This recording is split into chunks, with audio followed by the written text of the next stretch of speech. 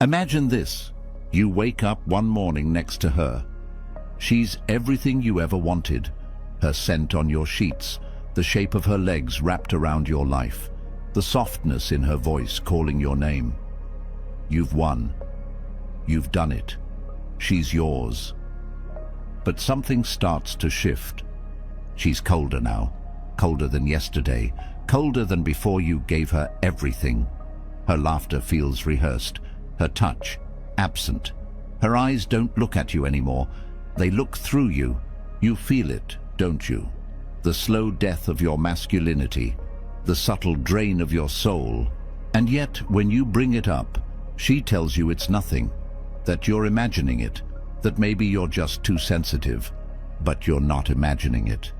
You're waking up to something terrifying, something most men will spend their whole lives denying. She doesn't love you the way you love her. And that's the forbidden truth women don't want you to understand. Because once you see it, you'll never see them the same again. Arthur Schopenhauer did. He saw through the veil. He stripped away the romance, the flowers, the fairy tales, and exposed something primal, raw and ruthless, hiding inside feminine desire. Women are by nature meant to be the instrument of the propagation of the species, he wrote. Everything in them is directed toward this end. To most men this sounds offensive, cold, misogynistic even. But pause. Don't flinch, don't dismiss it, understand it. Schopenhauer wasn't mocking women. He was mocking the delusion men carry. The illusion that she loves you for your soul, that she's loyal to your personality, that she's enchanted by your poetry, your thoughts, your purpose. Number, she is loyal to something deeper, something older, something biological, and if you ignore it, you will become a slave to it. And this is where it gets darker, because the moment you understand what women are truly wired to want, you stop trying to impress them and start asking a more dangerous question. If she's not here for my soul, then what is she here for? Is it your status, your strength, your genes? Is it your ability to provide, protect, and dominate other men? Is it your usefulness? And what happens the moment you stop being useful? Do you really think she'll stay? This is the shadow Schopenhauer shined a light into, and why most women despised him for it. Not because he was wrong, but because he was too right. He forced men to confront what most are too weak to even consider. That romantic love, as we've been taught to believe in it, is a lie designed by nature to enslave the male spirit to reproductive necessity. And here's where Stoicism enters the battlefield. The Stoic does not hate women. He doesn't resent their nature. He studies it, he accepts it, and then he transcends it, because only when you see clearly can you act freely. You want the love story, the myth, the dream. But you must ask yourself, is it real, or is it just the bait? And if it's just the bait, who benefits from your blindness? Who profits from you giving her everything while she gives just enough to keep you addicted? Schopenhauer wanted you to wake up, not to hate, not to dominate, but to finally see the truth behind the mask. And the most terrifying part? The mask is so beautiful, you'd rather stay blind. The hidden problem and its psychological, philosophical roots. Why do so many men refuse to see it? Why do they double down on the delusion, even as their hearts are breaking and their dignity is dissolving? Because the lie is comforting. Because the truth is devastating.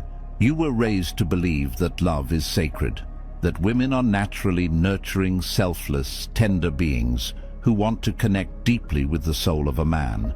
You were told that if you're kind, vulnerable, and emotionally present, you will be chosen.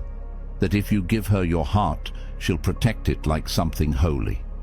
But Schopenhauer stood in front of that fairy tale and shattered it with a single hammer blow. The man is the one who loves, and the woman is the one who is loved.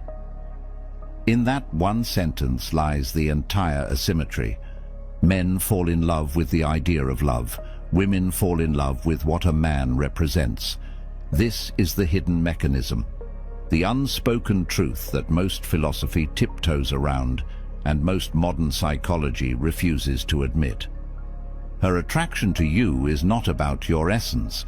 It's about your utility to her future.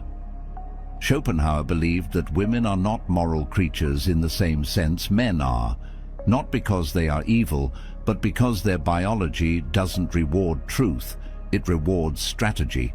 He called it nature's cunning, a built-in system that makes women act with short-term sweetness to achieve long-term survival. This isn't a condemnation, it's clarity.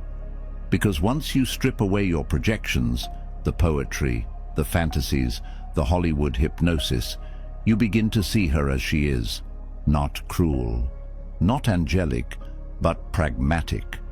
She selects, she seduces, she attaches only to what can secure her position. Her emotions aren't fixed, they're fluid, adapting to status, social proof, and male power. And her loyalty, it lasts exactly as long as your value does. Modern psychology backs this up, though in softer words. Evolutionary biologists like David Buss have shown that women are hypergamous by default. They seek upward mobility in mating. They are biologically tuned to screen, filter, and test men for the best possible genetic and survival advantages. You've felt this. In her flakiness, in her sudden coldness after you opened up, in the way she just wasn't feeling it anymore, the moment your ambition took a hit. You were told she'd stay for love, but she's wired to stay for security, emotional, physical, social. And that's the hidden force, Mother Nature herself, using female biology as a vessel to carry out her brutal mission, propagation at all costs. So when you say, she changed, when you say, she used me, when you say, I gave her everything and she just walked away, what you're really saying is, I mistook biology for destiny. Schopenhauer wasn't trying to turn you against women. He was trying to turn you away from illusion. He knew that once a man sees women clearly, not as goddesses, not as villains, but as biological agents of nature, he can finally escape the suffering that comes from misplaced expectation. This is where Stoicism gives you the shield. While the romantic man is destroyed by betrayal, the Stoic is fortified by realism. He doesn't demand loyalty from female nature. He demands loyalty from himself, to truth, to purpose, to inner mastery. He understands what Epictetus taught. Don't hope that events will turn out the way you want. Welcome events in whatever way they happen. This is the path to peace. And so the Stoic man stops asking for her to love him in a way she cannot. He stops performing. He stops pleading.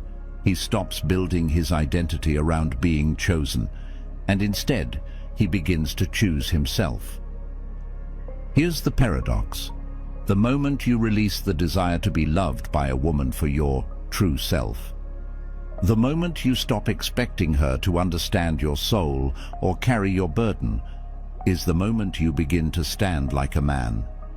Not bitter, not broken, but unshakable, because now you no longer serve the myth. You see the mechanics, and in seeing them, you are finally free. But this freedom isn't without cost, because the moment you understand female nature as Schopenhauer did, the moment you feel her smile and realize it is not always rooted in truth but often in necessity, you will begin to see the world itself differently. And that change, that unraveling of your illusions, is just beginning. Now you know, and once you know, you can't go back. You can't unsee the masks. You can't unhear the lies you once whispered to yourself in the name of love. You can't forget the moments you begged to be seen by someone who was only ever looking for survival. It hurts. It should hurt, Because this isn't just about women. It's about waking up from the most seductive illusion nature ever crafted, that your value as a man lies in being chosen. But now, you don't beg to be chosen. You don't live to be adored. You don't build your life around her approval. You become the kind of man who walks into a room and knows the game without needing to play it. You become the man who loves without becoming blind, who leads without needing applause, who suffers but does not collapse. This is where Stoicism and Schopenhauer collide into clarity. You can love women, you can sleep with women, you can even admire them, but you will never again be enslaved by the myth of romantic salvation. And that is the kind of freedom they don't want you to find. Because a man who no longer needs a woman's approval is a man the system can't manipulate, a man no woman can control, a man who lives by truth, not temptation. So here's your call to arms. Stop chasing her smile. Start mastering your mind. Let the pain you feel right now reforge you into something colder, cleaner, sharper.